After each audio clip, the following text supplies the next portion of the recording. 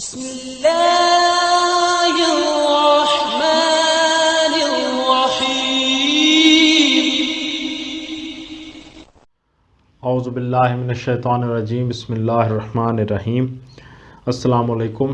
آج آپ کا میزبان ڈاکٹر کاشف بشیر تفہیم القرآن سیریز کی قسط نمبر 210 کے ساتھ آپ کے سامنے حاضر خدمت ہے، جس میں ہم انشاءاللہ سورہ رعد کی آیت نمبر 19 سے لے کر 31 تک کا ترجمہ اور تفسیر پر غور کرنے کی کوشش کریں گے۔ اور اس سورہ کے اس حصے میں اللہ تعالیٰ کے جو نیک بندے، جو اس کے مقبول بندے ہیں، ان کی کیا نشانیاں ہوتے ہیں، ان کے ساتھ کیا معاملات پیش آتے ہیں، اللہ تعالیٰ نے بیان فرمائے۔ اللہ تعالیٰ سے دعا ہے کہ اللہ تعالیٰ ہمیں معاف فرمائے اور ہمیں نیکیوں کے کاموں میں بڑھ چڑھ کر حصہ لینے کی توفیق عطا فرمائے۔ اسی دعا کے ساتھ آغاز کرتے ہیں۔ بسم اللہ الرحمن الرحیم۔ افمن یعلم انما انزل الیک من ربک الحق کمن هو اعمی انما یتذکر اولو الالباب۔ ترجمہ: بھلا یہ کس طرح ممکن ہے کہ وہ شخص جو تمہارے رب کی اس کتاب کو جو اس نے تم پر نازل کی ہے حق جانتا ہے، اور وہ شخص جو اس حقیقت کی طرف سے اندھا ہے، دونوں یکساں ہو جائیں۔ نصیحت تو دانشمند لوگ ہی قبول کیا کرتے ہیں۔ الذین یوفون بعہد اللہ ولا ینقضون المیثاق۔ ترجمہ: اور ان کا طرز عمل یہ ہوتا ہے کہ اللہ کے ساتھ اپنے عہد کو پورا کرتے ہیں، اسے مضبوط باندھنے کے بعد توڑ نہیں ڈالتے۔ تفسیر میں آیا اس سے مراد وہ ازلی عہد ہے جو اللہ تعالیٰ نے ابتدائے آفرینش میں تمام انسانوں سے لیا تھا کہ وہ صرف اسی کی بندگی کریں گے۔ یہ عہد ہر انسان سے لیا گیا اور ہر ایک کی فطرت میں مضمر ہے، اور اسی وقت پختہ ہو جاتا ہے جب آدمی اللہ تعالیٰ کی تخلیق سے وجود میں آتا ہے اور اس کی ربوبیت سے پرورش پاتا ہے۔ خدا کے رزق سے پلنا، اس کی پیدا کی ہوئی چیزوں سے کام لینا اور اس کی بخشی ہوئی قوتوں کو استعمال کرنا آپ انسان کو خدا کے ساتھ ایک میثاق بندگی میں باندھ دیتا ہے جسے توڑنے کی جرت کوئی ذی شعور اور نمک حلال آدمی نہیں کر سکتا۔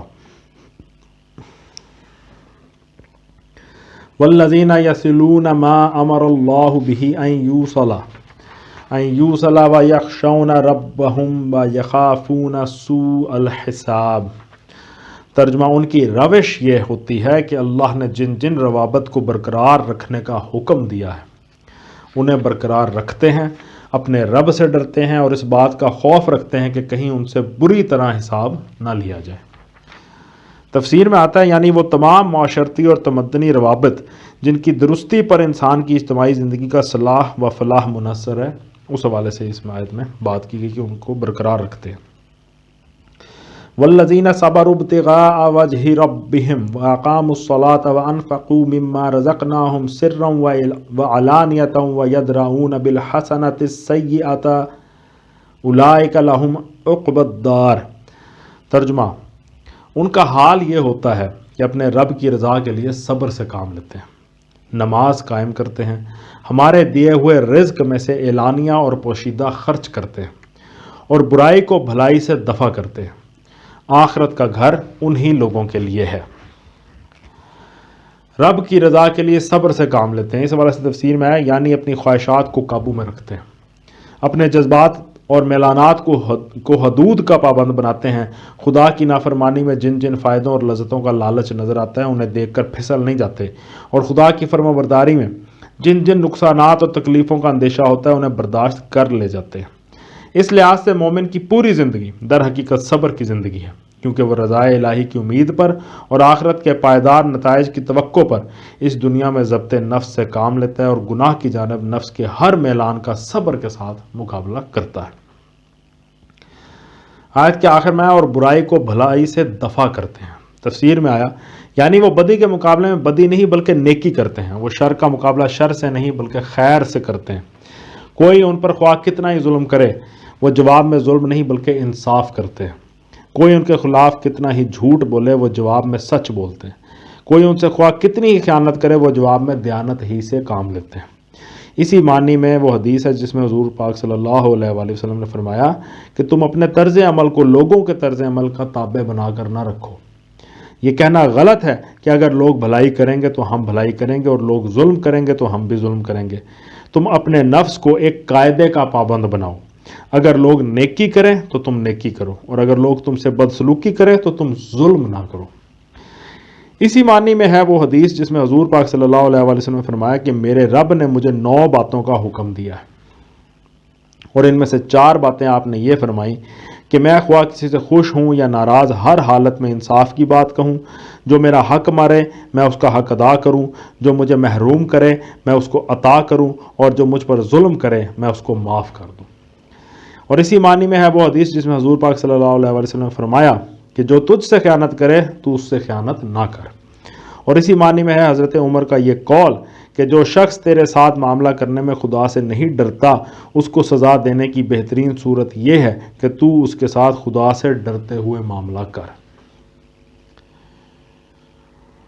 جنات عدن يدخلونها ومن صلح من آبائهم وأزواجهم وذرياتهم والملائكة يدخلون عليهم من كل باب۔ ترجمہ یعنی ایسے باغ ہیں جو ان کی ابدی قیامگاہ ہوں گی، وہ خود بھی ان میں داخل ہوں گے، اور ان کے آباء و اجداد اور ان کی بیویوں اور ان کی اولاد میں سے جو صالح ہیں وہ بھی ان کے ساتھ وہاں جائیں گے۔ ملائکہ ہر طرف سے ان کے استقبال کے لیے آئیں گے۔ سلام علیکم بما صبرتم فنعم عقبی الدار، اور ان سے کہیں گے کہ تم پر سلامتی ہے، تم نے دنیا میں جس طرح صبر سے کام لیا اس کی بدولت آج تم اس کے مستحق ہوئے ہو۔ تفسیر میں آیا اس کا مطلب صرف یہی نہیں ہے کہ ملائکہ ہر طرف سے آ کر ان کو سلام کریں گے، بلکہ یہ بھی ہے کہ ملائکہ ان کو اس بات کی خوشخبری دیں گے کہ اب تم ایسی جگہ آ گئے ہو جہاں تمہارے لیے سلامتی ہی سلامتی ہے، اب یہاں تم ہر آفت سے محفوظ ہو، ہر تکلیف سے، ہر مشقت سے، اور ہر خطرے اور ہر اندیشے سے محفوظ ہو۔ والذین ينقضون عہد اللہ من بعد میثاقہ ویقطعون ما امر اللہ بہ ان یوصل ویفسدون فی الارض اولئک لہم اللعنۃ ولہم سوء الدار۔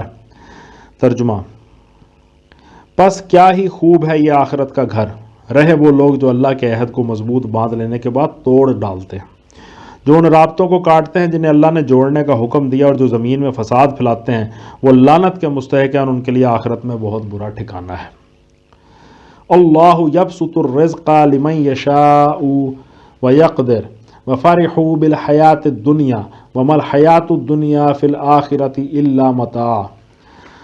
ترجمہ اللہ جس کو چاہتا ہے رزق کی فراخی بخشتا ہے، اور جسے چاہتا ہے نپا تلا رزق دیتا ہے۔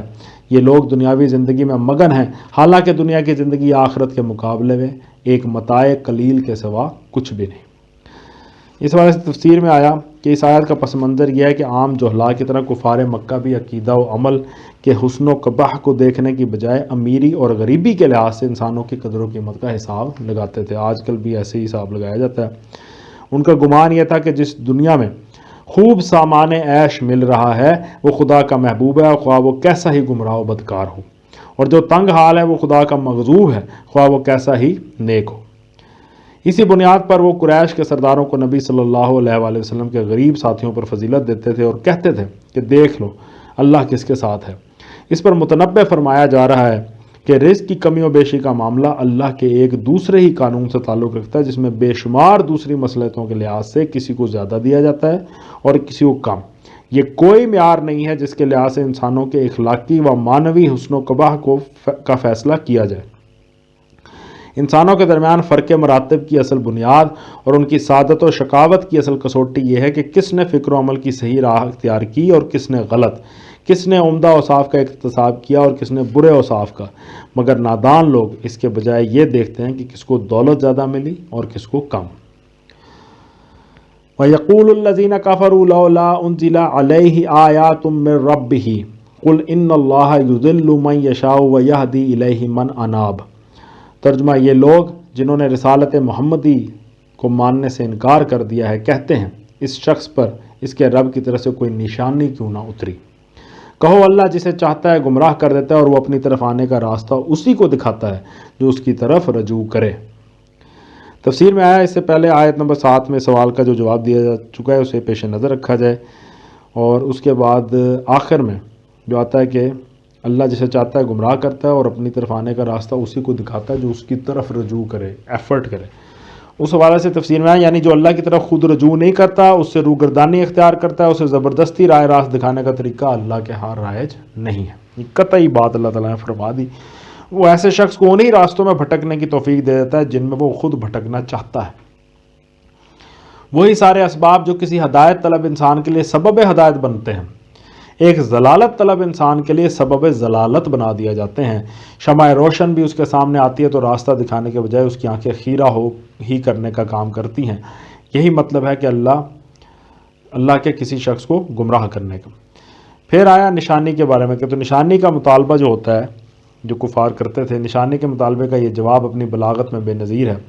وہ کہتے تھے کہ کوئی نشانی دکھاؤ تو ہمیں تمہاری صداقت کا یقین آئے۔ جواب میں کہا گیا کہ نادانو، تمہیں راہ راست نہ ملنے کا اصل سبب نشانیوں کا فقدان نہیں ہے، بلکہ تمہاری اپنی ہدایت طلبی کا فقدان ہے کہ تم ہدایت چاہتے ہی نہیں ہو۔ نشانیاں تو ہر طرف بے حد و صاف پھیلی ہوئی ہیں، مگر ان میں سے کوئی بھی تمہارے لیے نشان راہ نہیں بنتی، کیونکہ تم خدا کے راستے پر جانے کے خواہش مند ہی نہیں ہو۔ اب اگر کوئی اور نشانی آئے تو وہ تمہارے لیے کیسے مفید ہو سکتی ہے؟ تم شکایت کرتے ہوئے کوئی نشانی نہیں دکھائی گئی، مگر جو خدا کی راہ کے طالب ہیں انہیں نشانیاں نظر آ رہی ہیں، اور وہ انہیں دیکھ کر راہ راست بھی پا رہے ہیں۔ الذین آمنوا وتطمئن قلوبہم بذکر اللہ، الا بذکر اللہ تطمئن القلوب۔ ترجمہ، ایسے ہی لوگ ہیں وہ جنہوں نے اس نبی کی دعوت کو مان لیا ہے اور ان کے دلوں کو اللہ کی یاد سے اطمینان نصیب ہوتا ہے۔ خبردار رہو، اللہ کی یاد ہی وہ چیز ہے جس سے دلوں کو اطمینان نصیب ہوا کرتا ہے۔ الذین آمنوا وعملوا الصالحات طوبی لہم وحسن مآب۔ ترجمہ، پھر جن لوگوں نے دعوت حق کو مانا اور نیک عمل کیے وہ خوش نصیب ہیں اور ان کے لیے اچھا انجام ہے۔ کذالک ارسلناک فی امۃ قد خلت من قبلها لتتلو علیہم الذی اوحینا الیک وہم یکفرون بالرحمن قل هو ربی لا الہ الا هو علیہ توکلت والیہ متاب۔ ترجمہ، اے محمد صلی اللہ علیہ وآلہ وسلم، اسی شان سے ہم نے تم کو رسول بنا کر بھیجا ہے ایک ایسی قوم میں جس سے پہلے بہت سی قومیں گزر چکی ہیں، تاکہ تم ان لوگوں کو وہ پیغام سناؤ جو ہم نے تم پر نازل کیا ہے، اس حال میں کہ یہ اپنے نہایت مہربان خدا کے کافر بنے ہوئے ہیں۔ ان سے کہو کہ وہی میرا رب ہے، اس کے سوا کوئی معبود نہیں ہے، اسی پر میں نے بھروسہ کیا اور وہی میرا ملجا و ماوا ہے۔ اسی شان سے ہم نے تم کو رسول بنا کر بھیجا، یعنی کسی ایسی نشانی کے بغیر جن کا یہ لوگ مطالبہ کرتے ہیں، اس کے بغیر ہم نے بھیجا۔ یہ اللہ تعالیٰ کی شان، اللہ تعالیٰ نے حضور پاک صلی اللہ علیہ وسلم کو شان عطا فرمائی۔ پھر آیت میں آتا ہے کہ اس حال میں کہ یہ اپنے نہایت مہربان خدا کے کافر بنے ہوئے ہیں، یعنی اس کی بندگی سے منہ موڑے ہوئے ہیں، اس کی صفات اور اختیارات اور حقوق میں دوسروں کو اس کا شریک بنا رہے ہیں اور اس کی نعمتوں کے شکریہ دوسروں کو ادا کر رہے ہیں۔ وَلَوْ أَنَّ قُرْآنًا سُيِّرَتْ بِهِ الْجِبَالُ أَوْ قُطِّعَتْ بِهِ الْأَرْضُ أَوْ كُلِّمَ بِهِ الْمَوْتَى بَلْ لِلَّهِ الْأَمْرُ جَمِيعًا أَفَلَمْ يَأْسِ الَّذِينَ آمَنُوا أَن لَّوْ يَشَاءُ اللَّهُ لَهَدَى النَّاسَ جَمِيعًا وَلَا يَزَالُ الَّذِينَ كَفَرُوا تصيبهم بما صنعوا قارعة أو تحل قريبا من دارهم حتى يأتي وعد الله إن الله لا يخلف الميعاد۔ ترجمہ، اور کیا ہو جاتا اگر کوئی ایسا قرآن اتار دیا جاتا جس کے زور سے پہاڑ چلنے لگتے، یا زمین شک ہو جاتی، یا مردے قبروں سے نکل کر بولنے لگتے۔ اس طرح کی نشانیاں دکھا دینا کچھ مشکل نہیں ہے، بلکہ سارا اختیار ہی اللہ کے ہاتھ میں ہے۔ پھر کیا اہل ایمان ابھی تک کفار کی طلب کے جواب میں کسی نشانی کی ظہور کی آس لگائے بیٹھے ہیں؟ معاف کیجیے گا۔ اور وہ یہ جان کر مایوس نہیں ہو گئے کہ اگر اللہ چاہتا تو سارے انسانوں کو ہدایت دے دیتا۔ جن لوگوں نے خدا کے ساتھ کفر کا رویہ اختیار کر رکھا ہے، ان پر ان کے کرتوتوں کی وجہ سے کوئی نہ کوئی آفت آتی ہی رہتی ہے، یا ان کے گھر کے قریب کہیں نازل ہوتی ہے۔ یہ سلسلہ چلتا رہے گا یہاں تک کہ اللہ کا وعدہ آن پورا ہو۔ یقیناً اللہ اپنے وعدے کی خلاف ورزی نہیں کرتا۔ آیت کے پہلے حصے میں آیا اور کیا ہو جاتا اگر کوئی ایسا قرآن اتار دیا جاتا جس کے زور سے پہاڑ چلنے لگتے یا زمین شک ہو جاتی یا مردے قبروں سے نکل کر بولنے لگتے۔ اس حوالے سے تفسیر میں آیا اس آیت کو سمجھنے کے لیے یہ بات پیش نظر رہنی ضروری ہے کہ اس میں خطاب کفار سے نہیں بلکہ مسلمانوں سے ہے۔ مسلمان جب کفار کی طرف سے بار بار نشانی کا مطالبہ سنتے تھے تو ان کے دلوں میں بے چینی پیدا ہوتی تھی کہ کاش ان لوگوں کو کوئی ایسی نشانی دکھا دی جاتی جس سے یہ لوگ قائل ہو جاتے۔ پھر جب وہ محسوس کرتے تھے کہ اس طرح کی کسی نشانی کے نہ آنے کی وجہ سے کفار کو نبی صلی اللہ علیہ وآلہ وسلم کی رسالت کے متعلق لوگوں کے دلوں میں شبہات پھیلانے کا موقع مل رہا ہے تو ان کی یہ بے چینی اور بھی زیادہ بڑھ جاتی تھی۔ اس پر مسلمانوں سے فرمایا جا رہا ہے کہ اگر قرآن کی کسی صورت کے ساتھ ایسی اور ایسی نشانیاں یکا یک دکھا دی جاتی تو کیا واقعی تم یہ سمجھتے ہو کہ یہ لوگ ایمان لے آتے؟ کیا تمہیں ان سے یہ خوشگمانی ہے کہ یہ قبول حق کے لیے بالکل تیار بیٹھے ہیں، صرف ایک نشانی کے ظہور کی کسر ہے؟ تو ایسا نہیں ہے۔ آیت کے دوسرے حصے میں آیا کہ بلکہ سارا اختیار اللہ ہی کے ہاتھ میں، یعنی نشانیوں کے نہ دکھانے کی اصل وجہ یہ نہیں کہ اللہ تعالیٰ ان کے دکھانے پر قادر نہیں ہے، بلکہ اس کی وجہ یہ ہے کہ ان طریقوں سے کام لینا اللہ کی مصلحت کے خلاف ہے۔ پھر اللہ تعالیٰ فرماتے ہیں اس آیت میں کہ اور وہ یہ جان کر مایوس نہیں ہوگا کہ اگر اللہ چاہتا تو سارے انسانوں کو ہدایت دے دیتا، اگر چاہتا مطلب سب کو ہی ہدایت دے دیتے اللہ تعالیٰ۔ تو اس حوالے سے تفسیر میں ہے یعنی اگر سمجھ بوجھ کے بغیر محض ایک غیر شعوری ایمان مطلوب ہوتا تو اس کے لیے نشانیاں دکھانے کے تکلف کی کیا حاجت تھی؟ یہ کام تو اسی طرح بھی ہو سکتا تھا کہ اللہ سارے انسانوں کو مومن ہی پیدا کر دیتے۔ یعنی کہ اصل آزمائش یہ ہے کہ سمجھ بوجھ کے ساتھ اللہ تعالیٰ کو مانیں، اللہ تعالیٰ کو خالق سمجھیں، اس کو اپنے دل میں ثابت کریں کہ وہ اللہ ہی خالق ہے، تو پھر ایمان کی کنڈیشنز پوری ہوں گی۔ صدق اللہ العلی العظیم۔ الحمدللہ آج ہم نے سورہ رعد کی آیت نمبر 31 تک کا ترجمہ اور تفسیر پر غور کرنے کی کوشش کی ہے۔ اللہ تعالیٰ سے دعا ہے اللہ تعالیٰ ہماری اس کوشش کو قبول فرمائے اور ہمارے پڑھنے کو اور آپ کے سننے کو قبول فرمائے، اور اس کی برکت سے ہماری زندگیوں میں مثبت تبدیلیاں رونما ہوں۔ اسی دعا کے ساتھ آپ سے اجازت چاہیں گے، اپنا بہت خیال رکھیں۔ آپ لوگوں کا بہت بہت شکریہ۔ اللہ حافظ۔